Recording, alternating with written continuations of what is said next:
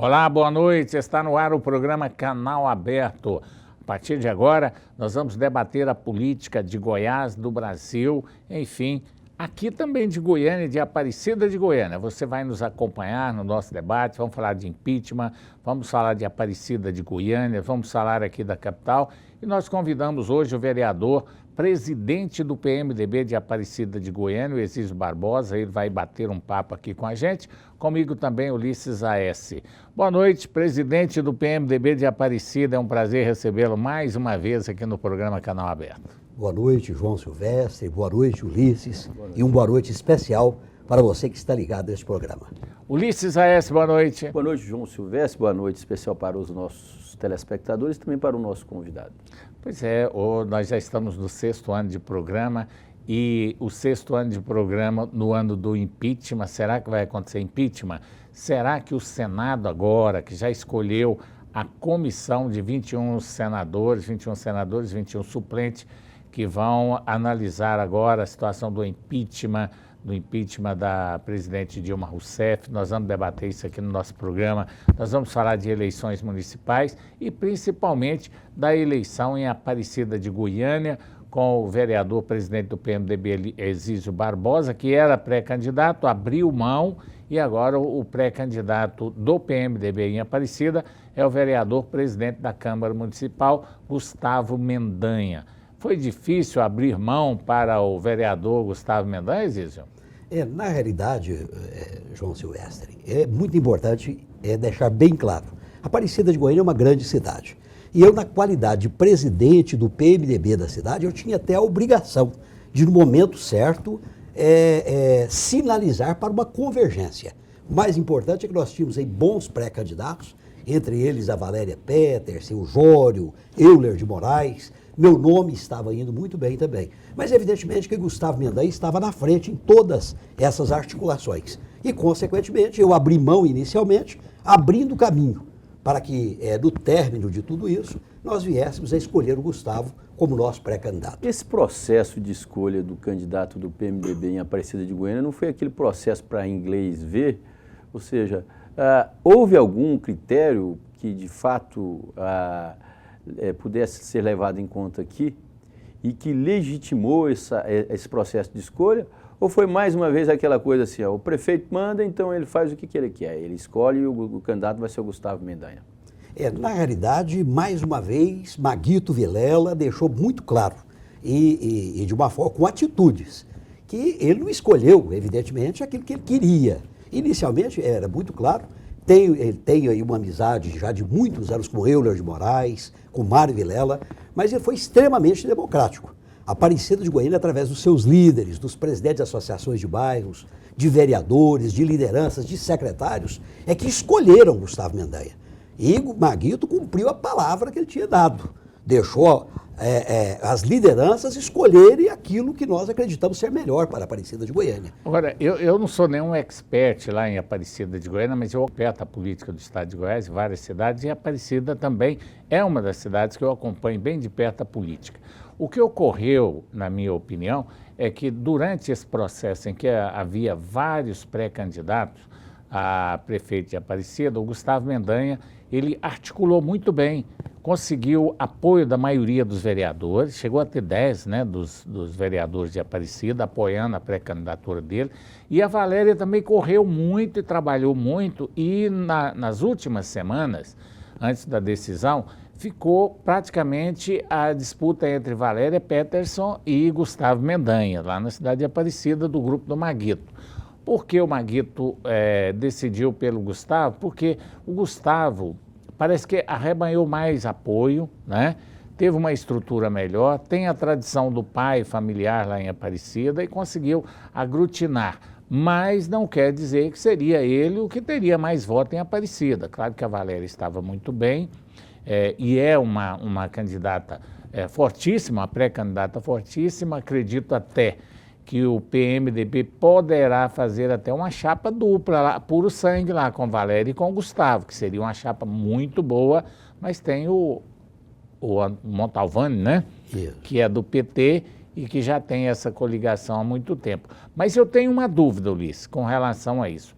Eu acho que quem vai ajudar a chapa puro sangue em Aparecida de Goiânia será o impeachment da presidente Dilma. Se ocorrer realmente o impeachment nesses dias agora, como está previsto, o Adriano Montalvani pode enfraquecer um pouco, porque é importante a figura do vice. É muito importante. Mas pelo que me parece já está enfraquecido, João, até porque não há uma predisposição de uma aliança entre PT e PMDB em Aparecida. Existe essa predisposição? Existe. Já que em nível nacional não tem essa predisposição, em nível, por exemplo, da capital existe uma ruptura muito grande hoje, inclusive há uma adversidade muito grande entre PT e PMDB. Existe uma predisposição no que diz respeito ao Adriano Montalvani em Aparecida de Goiânia, além do fato de que Aparecida deve muito ao PT, ao governo federal, evidentemente que essa predisposição ela diminuiu. Com esses problemas que nós estamos, que vêm sendo enfrentados pelo PT em Brasília, evidentemente que diminuiu. A predisposição era enorme. Hoje ela diminuiu, mas ainda continua se mantendo. Até porque o Adriano, ele por si só, ele aglutina muitas forças em Aparecida. Agora, não é nada definitivo. Nós temos outros nomes que estão despontando, como o Véter Martins, o vereador Valdemar, dentro do próprio PMDB, a Valéria, como você bem mencionou, Edilson Ferreira, que inclusive representa a região do Guaravé, muito bom de voto também. Então, o PMDB de Aparecida está muito bem representado. Gustavo é o nosso pré-candidato a prefeito e vice-prefeito, ainda na minha concepção, o Adriano Montalvani vem se mantendo e outros nomes estão surgindo. Eu particularmente gosto muito do Adriano, já esteve aqui várias vezes, é um rapaz realmente muito bom e que tem um grande conhecimento lá em Aparecida. Mas a política, ela tem as articulações. Nas redes sociais, eu fico só observando, né? Eu não comento, mas as redes sociais de Aparecida, eu já notei assim, uma preocupação do pessoal ligado ao PT com relação a isso. Já tem gente falando, inclusive, em lançar candidatura própria. Isso demonstra que o PT também não está tão confiante dessa vice lá de Aparecida. A situação em Aparecida e do próprio PT em nível nacional traz uma certa desconfiança, mas eu acredito que até o momento o Adriano se mantém forte, aglutina muitas forças e é importante frisar. Mas no prognóstico do senhor acha que é ele que vai ser o vice? Não, isso é algo indefinido ainda. Maguito mesmo deixou muito claro para todos nós que não é momento de definição no que diz respeito à vice. Tudo pode acontecer aí nos próximos meses. Tem um detalhe também, Ulisses, que o Maguito, ele foi até, e ainda é até hoje, contra o impeachment. Ele defendeu a presidente Dilma, apesar do filho dele ter votado no sim, né, votado pelo impeachment, o Maguito sempre se postou contra o impeachment. Colocando a vice do PT também, aí a Aparecida, se vencer as eleições, não será muito bem vista no governo do Michel Temer, caso isso ocorra. Justamente, né? Mas o Maguito poderia mostrar bem essa coerência dele, então, né? Já que ele é contra o impeachment, então que ele coloque o Adriano Montalvani como candidato a vice. Mas aí que vem a negociação, você vai ver que ele não vai fazer isso, justamente por isso, porque ele é daqueles políticos também de conveniência, ou seja, busca conveniência. É o mal do político brasileiro, ou seja, não tem uma postura rigorosa. Mas aí você tem que analisar que a Aparecida de Goiânia, ficando totalmente contrária ao governo Temer, já que a posição do Maguito foi essa, eu não sei qual que é a posição do Gustavo, né, porque o Gustavo também nem vota, mas a influência do Maguito era importante para o governo federal.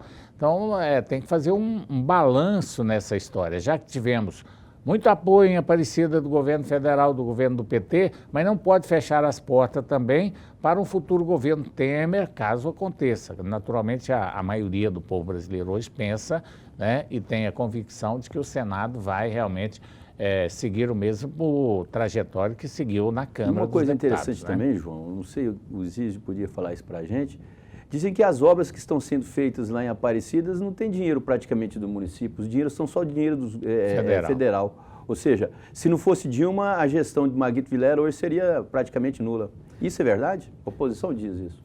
A oposição diz, mas não é a realidade. Há a contrapartida do município. Agora, nós temos também que ser justos. Sem o apoio do Lula e da Dilma em Aparecida de Goiânia, evidentemente nós não teríamos condições de fazer o que fizemos. Veja bem, nós temos hoje, dentro de Aparecida, muitos líderes. Não podemos esquecer, eu não posso esquecer de forma nenhuma, de falar, por exemplo, do Carlinhos Moreira, que comanda hoje vários partidos, que também é pré-candidato a prefeito, o Fábio Camargo, que é do DEM, Olha quantas lideranças nós temos em Aparecida. E isso eu tenho que deixar claro aqui, porque realmente é uma grande coalizão de forças para eleger o Gustavo Mendanha em Aparecida. Tá certo, vamos para o nosso intervalo comercial. Daqui a pouco estaremos de volta com o programa Canal Aberto. Estamos de volta com o programa Canal Aberto aqui na PUC TV, na NET Canal 22, na GVT, na Sky HD, na Oi, aliás, na Vivo TV e também no Canal Aberto, Canal 24. Você assiste também pela internet o nosso programa com reprises aos domingos. Estamos conversando com o presidente do PMDB de Aparecida de Goiânia, vereador Exísio Barbosa. A gente falava aqui sobre a possibilidade de vice. Hoje, a política brasileira mudou completamente a maneira de pensar com esse impeachment. Primeiro, governo federal entrando o PMDB no governo federal, o quadro político se torna totalmente diferente do quadro político de hoje. Eu quero só uma opinião sua, Ulisses, também do Exísio, e vou dar a minha opinião também a respeito. Tem muita gente criticando um possível governo Temer, dizendo que ele não teve voto. Qual a sua opinião sobre isso? Eu acredito que ele não teve, de fato, ele não teve os votos que teve a presidenta Dilma, porque ela encabeçou a chapa. Agora, existe hoje uma Constituição que tem que ser cumprida. Na Constituição já se dispõe sobre isso daí, que no caso da presidenta ser impeachmentada, assume o vice, ele é o vice. E se não há nada que possa impedi-lo de assumir a presidência da República, logicamente tem que cumprir a Constituição Federal. Ou então rasgar a Constituição, não é? Nós já temos uma Constituição aí, acho que já há quase 30 anos.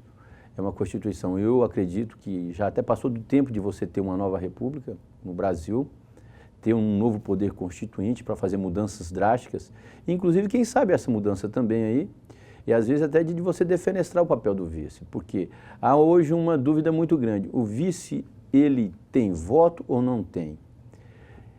Nós sabemos que nós vivemos uma forma de governo que é o presidencialismo. No Brasil chama-se presidencialismo de coalizão, porque um governo como o da presidenta Dilma do PT não governaria sozinho sem outros governos.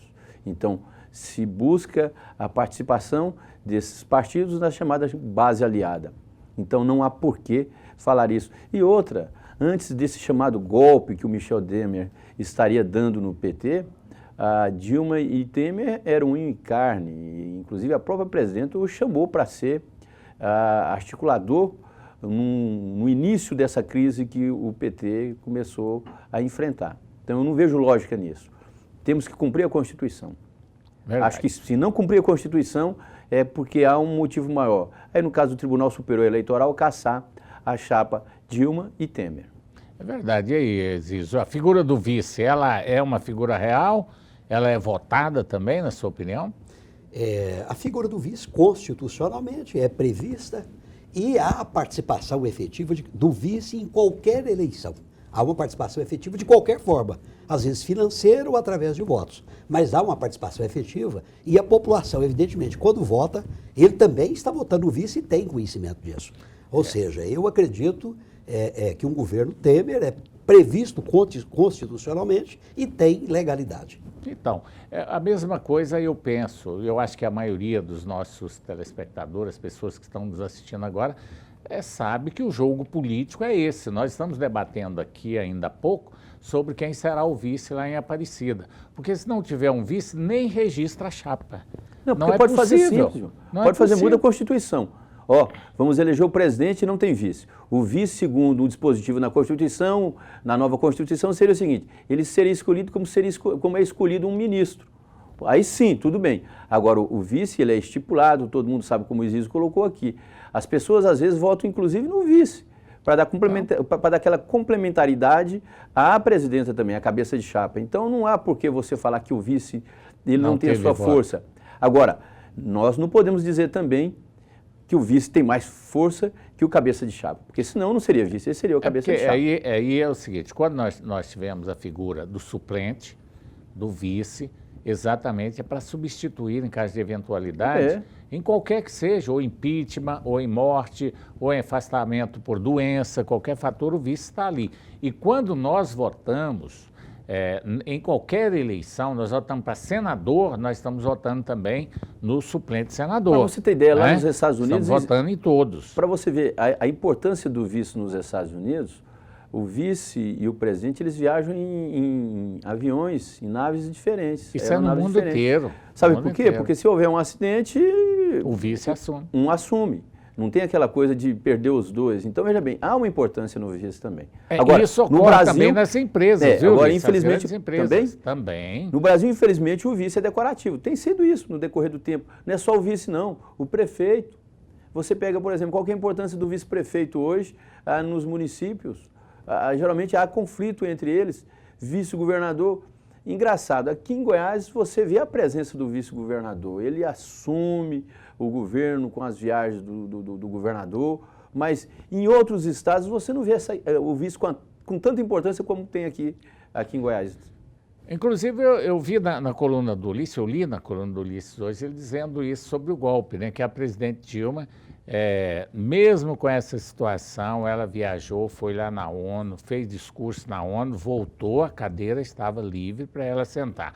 Isso não é golpe, não, porque golpe, quando a gente vê o golpe militar, geralmente, ou golpe político, o político saiu do país, ele já fica exilado por lá mesmo. Ou se voltar, volta preso, né? Na maioria dos casos. Então, nós temos um golpe. Não temos um golpe. Nós temos uma crise política. A nossa presidente, Dilma Rousseff, ela está tendo seu impeachment e pela maioria dos companheiros que a elegeram. Isso é argumentação fascista, essa de falar de golpe, porque se tivesse golpe, é aquela que a velha máxima de Goebbels. É o seguinte, uma mentira dita várias vezes, ela se torna, milhares de vezes, ela se torna uma verdade. Então é aquela coisa, o impedimento da presidenta Dilma está previsto também na Constituição. É verdade. Artigo 85, onde se vê a lei de responsabilidade do presidente. Basta você ligar na TV Senado, na TV Câmara, ver os debates ali das sessões do Congresso, você vê o embate é muito forte entre aqueles que defendem a presidente Dilma e aqueles que defendem a saída dela. Então há um debate forte ali dos dois lados, há uma discussão democrática. O povo brasileiro está indo para as ruas defender a Dilma, o povo brasileiro está indo para as ruas defender o impeachment da Dilma. Estamos vivendo uma democracia onde todos nós podemos falar. E mais do que isso, está havendo um respeito pela opinião das pessoas. Lógico. Tirando um fato isolado como aquele do Zé de Abreu, que cuspiu naquela pessoa lá, o Jean, né, que cuspiu no Bolsonaro lá na hora do voto, né?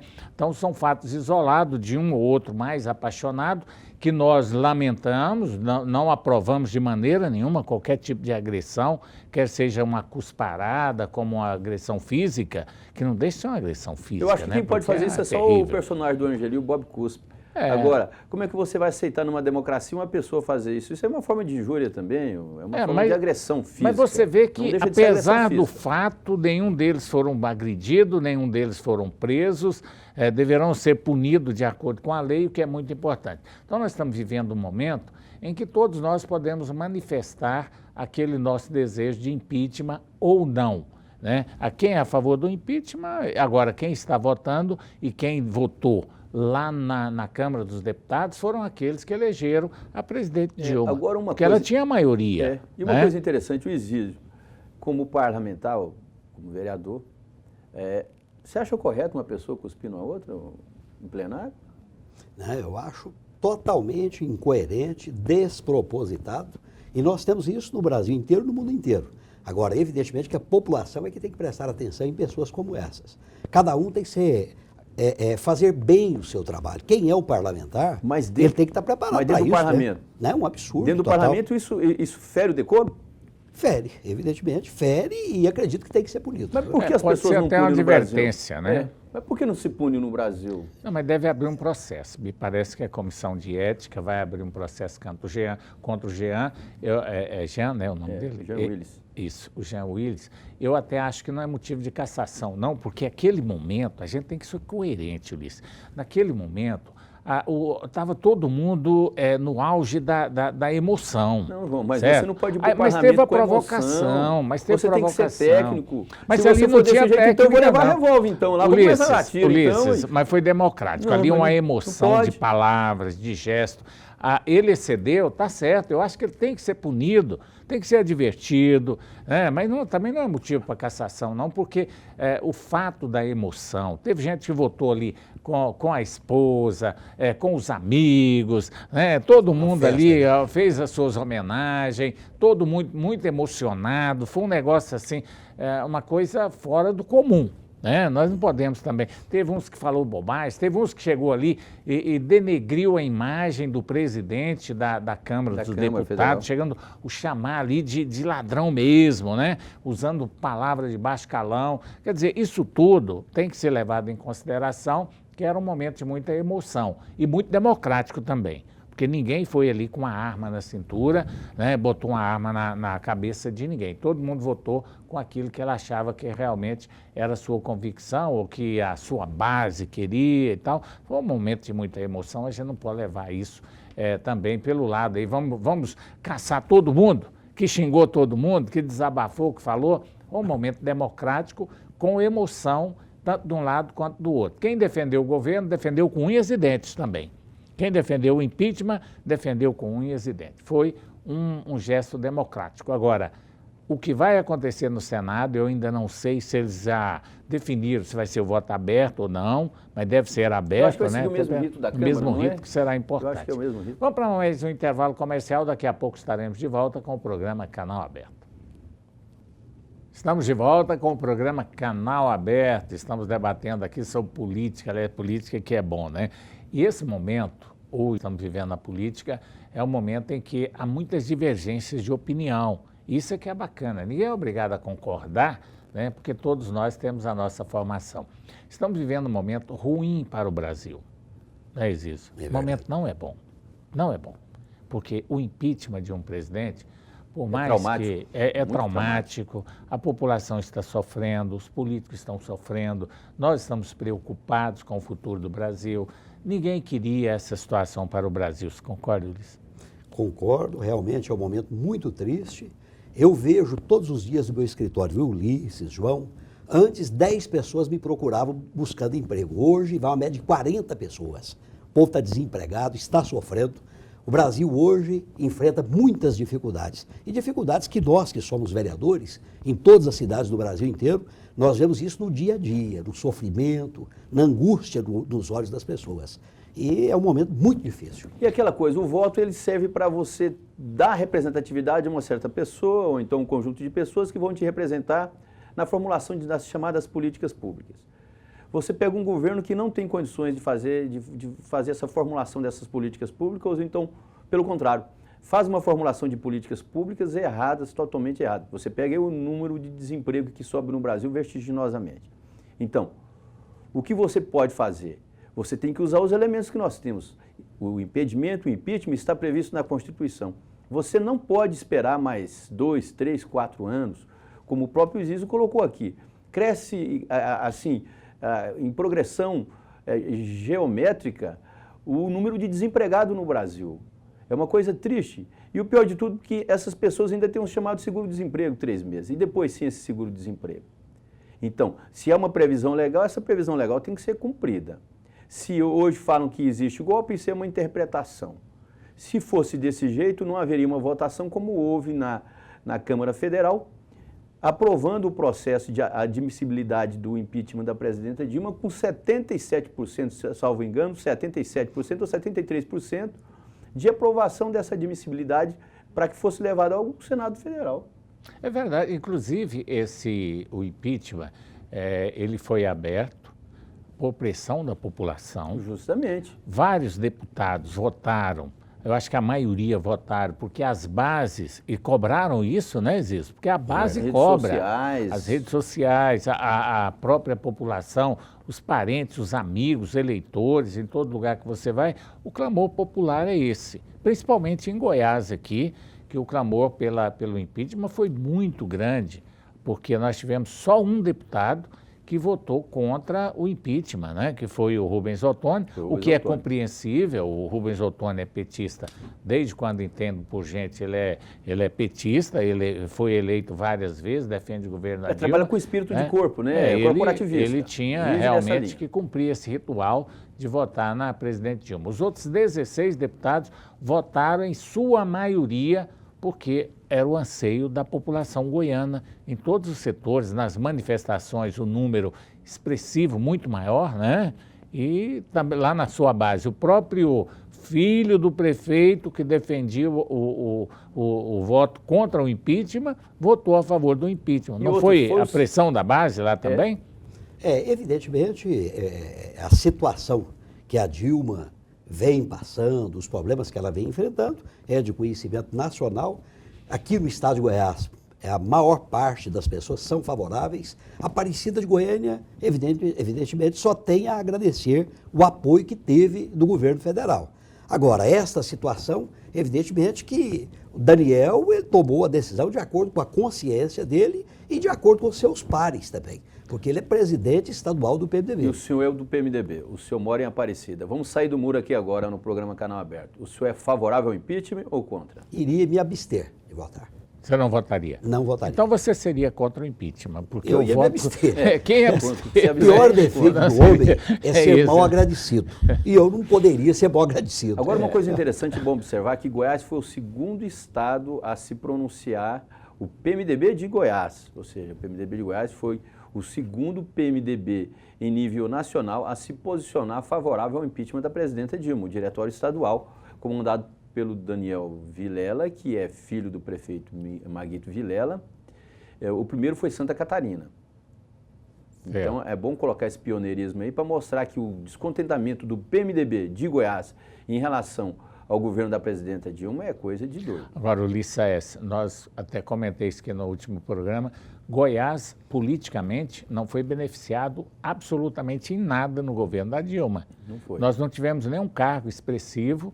Nós cobramos isso aqui no programa nós várias vezes. Ela tirou, inclusive, o Henrique Meirelles, o próprio presidente Lula. Não, mas o Meirelles foi no governo do Lula, Pois né? mas ela tirou, ela colocou Alexandre Tombini. O próprio ex-presidente Lula, na época, fez todo tipo de gestão para que o Henrique Meirelles permanecesse no Banco Central, para manter aquela política econômica, porque ele estava vigilante, ele estava entendendo muito bem do câmbio, ou seja, toda essa política econômica aplicada no país, e tentou, inclusive, que ele fosse ministro da Fazenda. E a presidenta Dilma, assim, por birra, não aceitou nenhum tipo de interferência, ingerência, pelo contrário, foi demitir todos os ministros ligados ao ex-presidente Lula.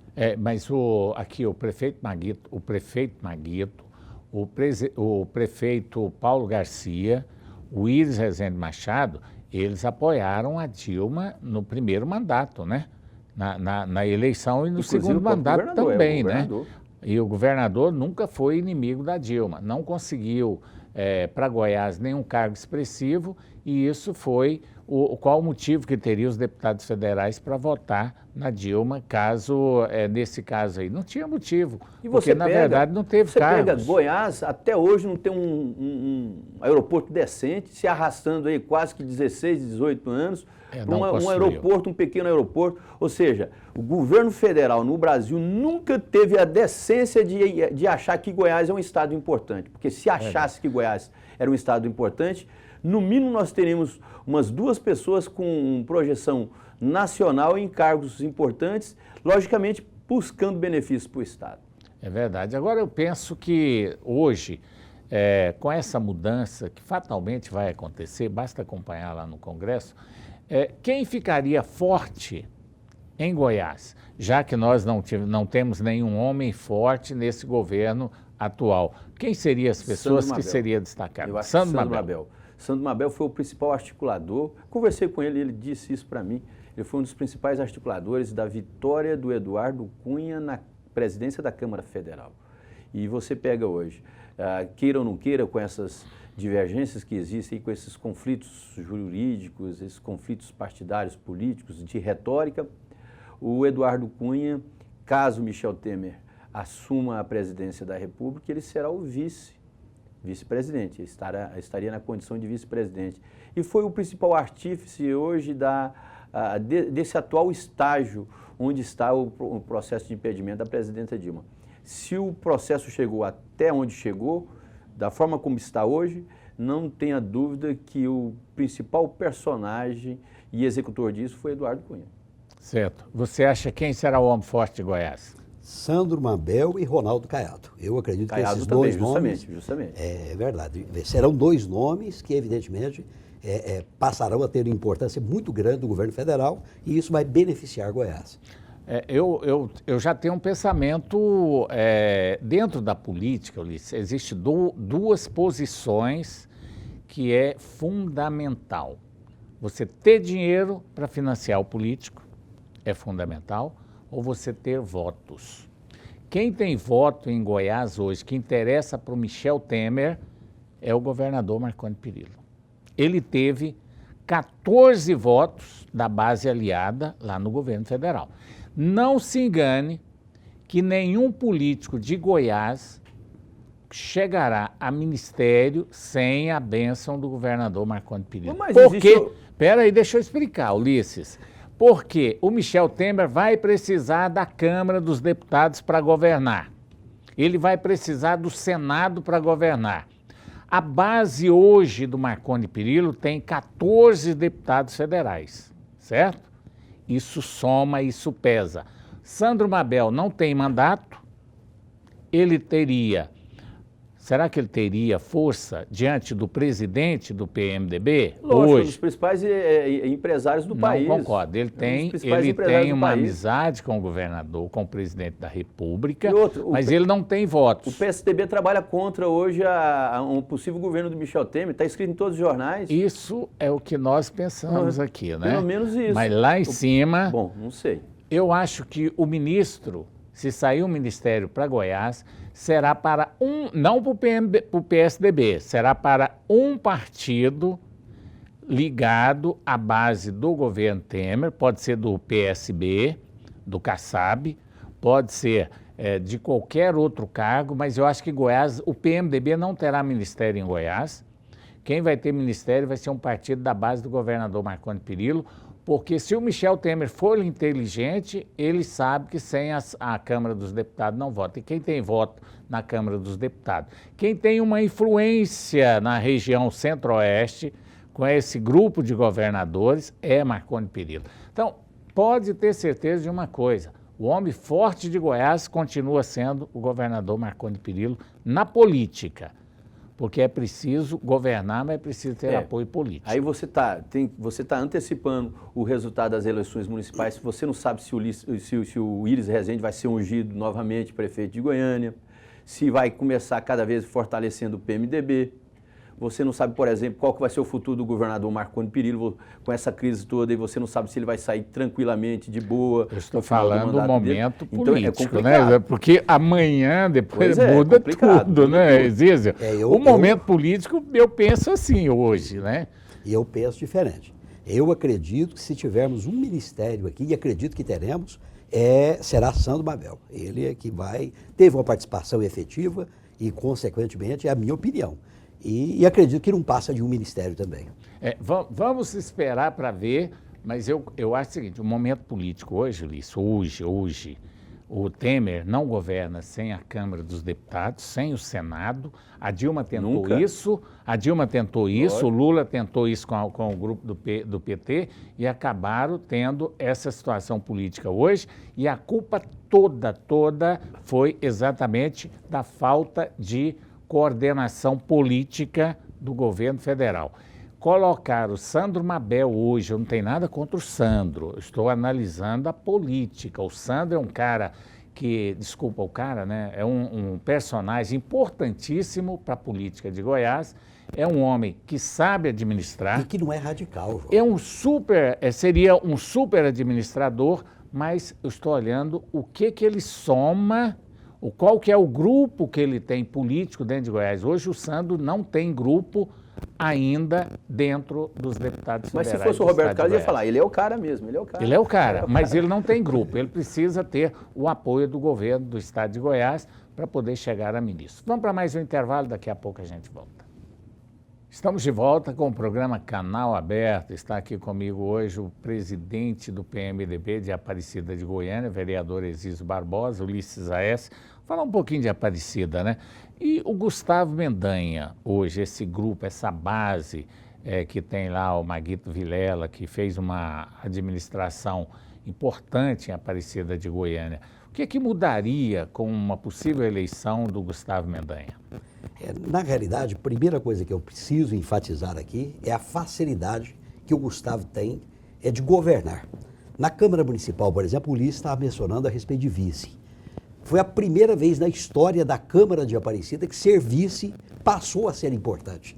Na Câmara Municipal, o vice-presidente dessa última, na reeleição do Gustavo, foi disputado, porque ser vice dele é muito democrático, dá atenção para as pessoas, sabe escutar. E é exatamente por isso que ele está conseguindo, aos poucos, unir os ex-pré-candidatos que nós tínhamos. Ele está unindo, exatamente pela humildade, pela atenção que tem com as pessoas. E eu pude observar na Câmara, nos momentos certos, o Gustavo tem posição naquilo que faz, mas sem ser prepotente, sem querer só ele na frente de tudo. E exatamente por isso fez uma boa administração na Câmara e acredito que com isso também vai unir a base em Aparecida de Goiânia. Zísio, tem oposição em Aparecida de Goiânia? A ideia que se tem é que até a oposição é maguitista. Então eu não acredito que o Gustavo Mendanha terá dificuldade em vencer essas eleições. Pelo que se vê, há elogio de todos os lados.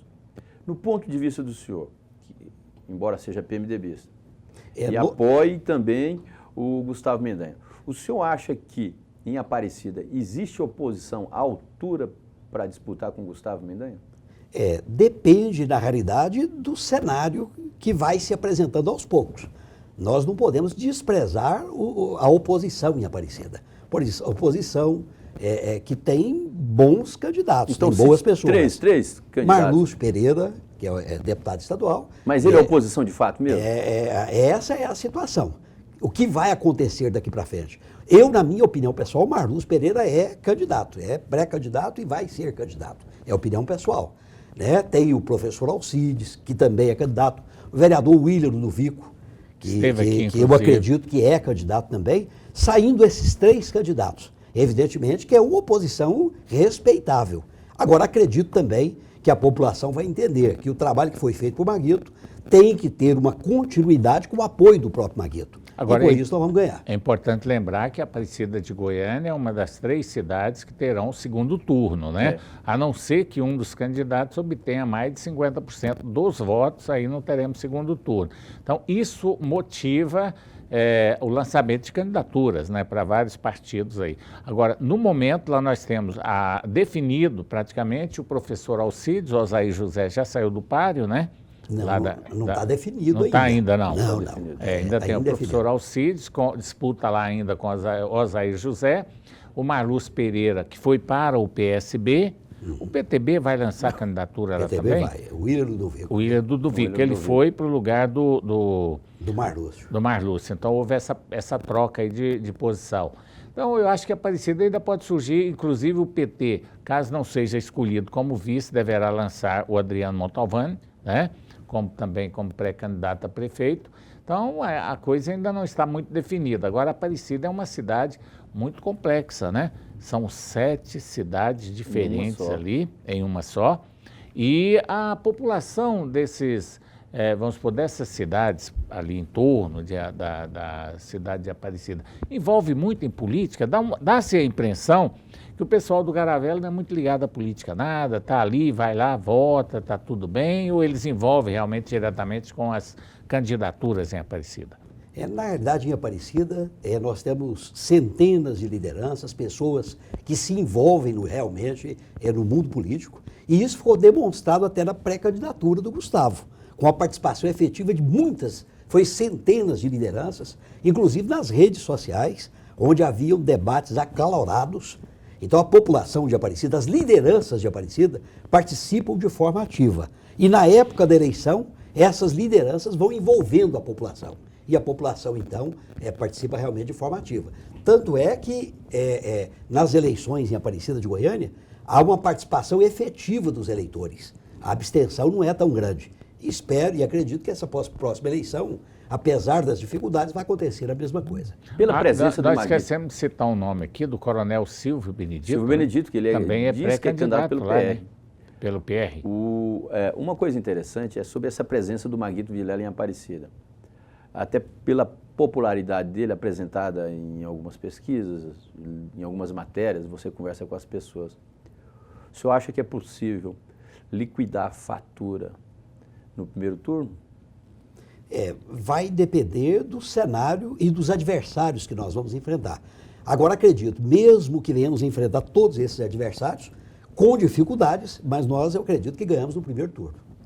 Essa é a pretensão do É. partido, né? Mas ainda não Você acha que é uma se tem- pretensão louca, João? Você, como Não. analista, você acha que... Eu acho o seguinte, Aparecida, como eu disse, eu acompanho a política de Aparecida, mas eu não vivi as eleições lá pessoalmente. Quer dizer, a gente, para conhecer mais profundamente uma eleição, que eu tenho um conhecimento maior em Goiânia, também em algumas cidades do interior, mas eu nunca trabalhei assim efetivamente em Aparecida de Goiânia. Eu sei que é uma eleição, talvez uma das mais difíceis, viu, Ulisses? Essa vai ser. De todas, porque é como eu disse, o Garavelo tem um pensamento, a velha Aparecida lá já tem outras, né? Cada local tem ali as suas características, tem as suas lideranças, né? Então, o candidato precisa pegar o maior número de apoio possível em cada local daquele, porque ele pode ganhar no Garavelo, perder em 2, 3 e tá fora do Eu páreo, acredito né? que essa eleição em Aparecida, no meu ponto de vista, como analista, João, vai ser uma eleição plebiscitária. Continua ou não da forma como está sendo a gestão hoje do Maguito Vilela. Então, eu acredito sim. Acredito que a oposição vai ter que trabalhar muito, até porque a oposição, se você citar os nomes aí, são nomes que podem ter até uma certa representatividade em Aparecida, mas muito pequena, em relação ao que Maguito tem para Aparecida e para o Estado.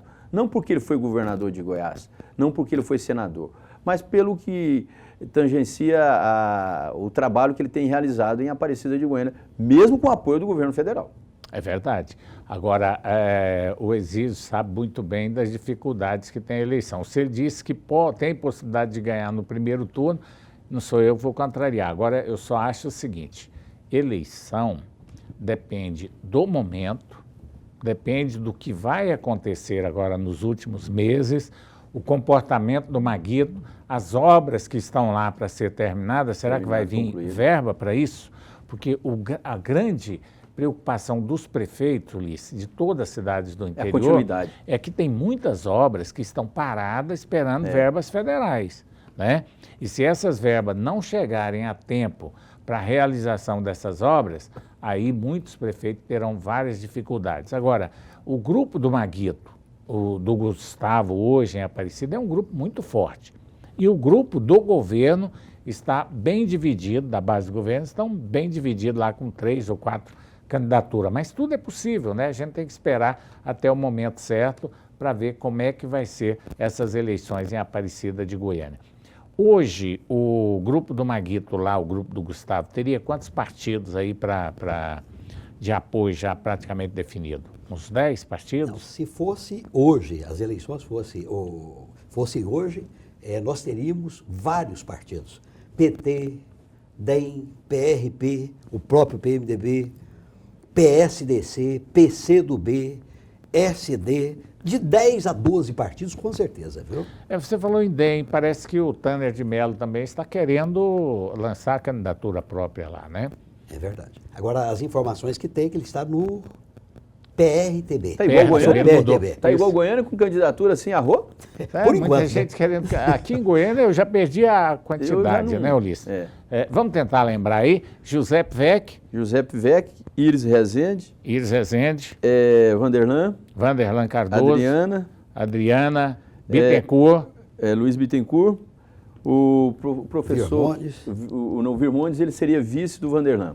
do PSB Francisco Júnior, né? Você já disse.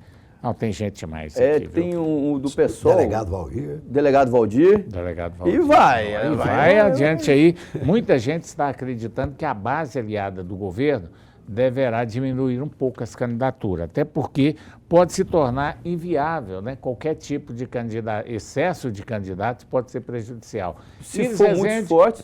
Iris Rezende já definiu, Ulisses?